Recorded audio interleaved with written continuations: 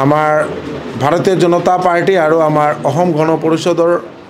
হাইলাকান্দি জিলাৰ নেতৃস্থানীয় ব্যক্তিসকলে মিলি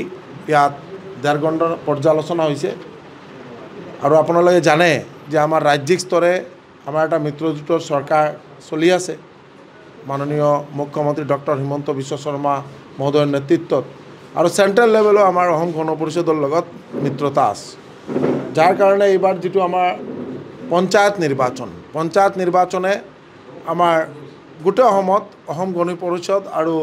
আমাৰ ভাৰতীয় জনতা পাৰ্টিৰ মিত্ৰজোঁটে আমি প্ৰতিদ্বন্দ্বিতা কৰিম কাৰণ ৰাজ্যিক স্তৰে সিদ্ধান্ত হৈছে আৰু মাননীয় মুখ্যমন্ত্ৰী মহোদয়েও আগ্ৰহ কৰিছে আমাৰ ৰাজ্যিক সভাপতি দিলীপ শইকীয়া ডাঙৰীয়াও আগ্ৰহ কৰিছে তাৰ কাৰণে আজি আমি এটা চূড়ান্ত সিদ্ধান্ত উপনীত হৈছোঁ আৰু আপোনালোকে শুনি ভাল পাব যে আমাৰ গোটেই হাইলাকান্দিত 8টা জিলা পৰিষদ কনষ্টিটুৱেঞ্চি আছে LA 121 এণ্ড LA 122 চাৰিটা তাৰ মাজত আমাৰ যেটো জিলা পৰিষদ যেটো ভাগ বাটোৱাৰা হৈছে এই ভাগ বাটোৱাৰাৰ মাজত ভাৰতীয় জনতা পাৰ্টি 5টা জিলা পৰিষদ কনষ্টিটুৱেঞ্চিত প্ৰতিদ্বন্দ্বিতা কৰিব আৰু আমাৰ অসম গণ পৰিষদে 3টা জিলা পৰিষদ কনষ্টিটুৱেঞ্চিত প্ৰতিদ্বন্দ্বিতা কৰিব আৰু বিশেষকৈ আমাৰ যেটো আঞ্চলিক পঞ্চায়ত সদস্য হিচাপে আমাৰ টোটাল 62 আঞ্চলিক পঞ্চায়ত আছে তাতে 62ৰ মাজত আমাৰ ভাৰতীয় জনতা পাৰ্টি 32টা আঞ্চলিক পঞ্চায়ত প্ৰতিদ্বন্দ্বিতা কৰিব আৰু আমাৰ অসম গণ পৰিষদে 30খন সিটত প্ৰতিদ্বন্দ্বিতা কৰিব এটো খুব সুন্দৰ এটা বুজাবুজি হৈছে আৰু খুব ভাল লাগিছে যে হাইলাকান্দি আমাৰ ভাৰতীয় জনতা পাৰ্টিৰ আমাৰ সভাপতি কল্যাণ গোস্বামী আৰু আমাৰ অসম গণ পৰিষদৰ হাইলাকান্দিৰ সভাপতি আবুল ফজল বৰভূঞা বা আমাৰ স্বপন সিং মহোদয় ৰাজ্যিক স্তৰৰ AGPৰ নেতা বা আমাৰ ইয়াত আমাৰ বৰিষ্ঠ ভাৰতীয় জনতা পাৰ্টিৰ গোটেই হাইলাকান্দিৰ সব প্ৰাক্তন সভাপতি বা সব বৰিষ্ঠ নেতৃস্থানীয় ব্যক্তিবৰ্গ সকলে মিলি একটা সুন্দৰ বুজাবুজিৰ মাজতে আমাৰ সিদ্ধান্ত হৈছে আৰু ভাবো যে আগন্তুক পঞ্চায়ত নিৰ্বাচনত হাইলাকান্দিত ভাৰতীয় জনতা পাৰ্টিৰ মিত্ৰজোঁটৰ জয় জয়কাৰ হ'ব তাতে আমাৰ আৰু কোনো সন্দেহ নাই আপোনালোকে যেটো কৈছে মেইনলি ডেভেলপমেণ্টৰ ওপৰত ভিত্তি কৰি নিৰ্বাচন হয় আৰু আপোনালোকে দেখিছে যে গোটেই অসমৰ প্ৰত্যেক ফালে যে আজি এটা ডেভেলপমেণ্টৰ এটা বতাহ প্ৰত্যেকটা সাইডে একদম বৰাক হোক আপাৰ হোক মিডিল হোক লোৱাৰ অসম হোক প্ৰত্যেকটা এৰিয়াত মানে এই যে মিত্ৰজোঁটৰ ওপৰত মানুহৰ এটা আস্থা এটা বিশ্বাস জন্ম হৈছে যে আপোনালোকে পঞ্চায়ত নিৰ্বাচনত 11 মে যেদিন কাউণ্টিং হ'ব সেইদিন আপোনালোকে উপলব্ধি কৰিব পাৰিব যে নিৰ্বাচনৰ ফলাফলৰ ওপৰত ভিত্তি কৰি যে ৰাইজে কি বিচাৰে আজি আপোনালোকে চাওক যে পঞ্চায়তৰ আজি ঘৰৰ কাৰণে জিঅ'টেক আজি সেলফ জিঅ'টেকিং সিস্টেম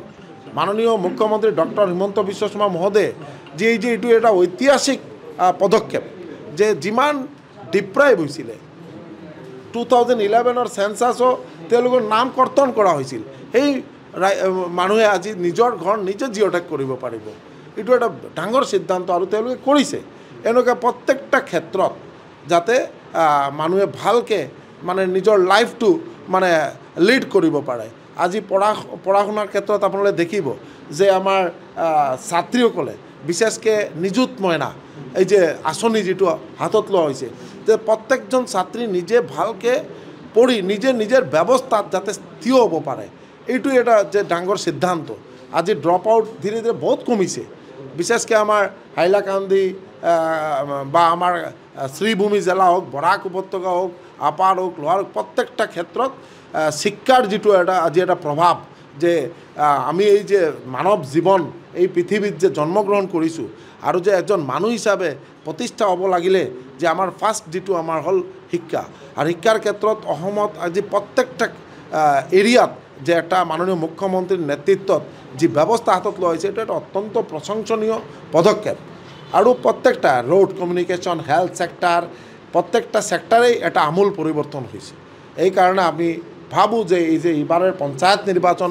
ৰাইজে কি বিচাৰে ৰাইজে বিচাৰে ডেভেলপমেণ্ট ৰাইজে বিচাৰে শান্তি এটা সুন্দৰ সমাজ ব্যৱস্থা এইটো ৰাইজে বিচাৰে এইকাৰণে আপোনালোকে দেখিব 11 মে'ত এই যে নিৰ্বাচনত এটা বিপুল জয় হ'ব ভাৰতীয় জনতা পাৰ্টিৰ মিত্ৰজোঁটৰ প্ৰত্যেক ফালে জয় জয়কাৰ হ'ব আজি আপোনালোকে ক'ত দেখিছে আমিতো যোৱা 5-7 দিন ধৰি আমি গোটেই বৰাক উপত্যকাৰ কাছাৰো গৈছোঁ প্ৰত্যেকটা এৰিয়াত গৈছোঁ ভাৰতীয় জনতা পাৰ্টিৰ প্ৰত্যেক জেগাত বা আমাৰ অসম গণ পৰিষদৰ প্ৰত্যেকটা এৰিয়াত প্ৰাৰ্থীৰ কাৰণে এটা পেনেল যিটো তৈয়াৰ হৈছে 8জন 9জন জিলা পৰিষদ প্ৰাৰ্থী মানে দাবী জনাইছে 10-12জন এপি সদস্য হোৱাৰ কাৰণে দাবী জনাইছে এইটো এটা ডাঙৰ যে মানুহৰ ইমান এটা উৎসাহ যে নিৰ্বাচনত প্ৰতিদ্বন্দ্বিতা কৰিব বা মিত্ৰজোঁটৰ প্ৰাৰ্থী হিচাপে জয়লাভ কৰে তাৰপিছত সমাজৰ মানে যিটো সেৱা কৰাৰ যি ব্যৱস্থা যে এটা এই কাৰণে মানুহে ইমান উৎফুল্লিত হৈ মানুহে টিকেটৰ কাৰণে বিচাৰিছে যিটো ৰাভাহাছৰ নিৰ্বাচন এনেকুৱা বিজেপিৰ ফালে একপক্ষীয় হ'ব 100% একপক্ষীয় হ'ব গোটেই 10টা ইলেকশ্যন হাৰিছে আৰু হাৰিব এইটো 11 নম্বৰ হাৰ হ'ব কংগ্ৰেছৰ এইটো 11 নম্বৰ হাৰ হ'ব আৰু 2026 আপোনালোকে দেখিব এইটো বিপুল হাৰ হ'ব এইটো ঐতিহাসিক হাৰ হ'ব যিকোনো খবৰৰ বাবে যোগাযোগ কৰক 7099017330 লগতে 7099017110 নম্বৰত